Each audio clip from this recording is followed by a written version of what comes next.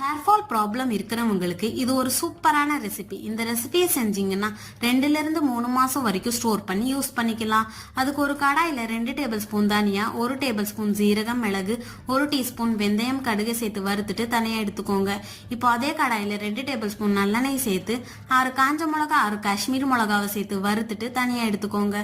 இப்போ அதே கடாயில ஒரு பெரிய லெமன் சைஸ் புளியை சேர்த்து வறுத்துட்டு 3 கைப்பிடி அளவுக்கு கருவேப்பிலை சேர்த்து நல்லா வறுத்து தனியா எடுத்துக்கோங்க.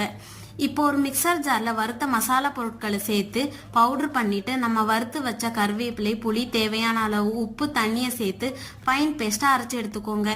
இப்போ கடாயில நல்லெண்ணெய் சேர்த்து 1 டேபிள் ஸ்பூன் கடுகு, உளுந்து, கடலை பருப்பு, 10 இடிச்ச பல் பூண்டு, 4 காஞ்ச மிளகா, 2 கொத்து கருவேப்பிலை சேர்த்து நல்லா ஃப்ரை ஆனதும் 1 டீஸ்பூன் பெருங்காயத்தூள், நம்ம அரைச்சு வச்ச பேஸ்ட் சேர்த்து ஒரு 5 to 10 நிமிஷம் குக் பண்ணீங்கன்னா சூப்பர் டேஸ்டியான கருவேப்பிலை தொக்கு ரெடி ஆயிடும். ட்ரை பண்ணி பாருங்க.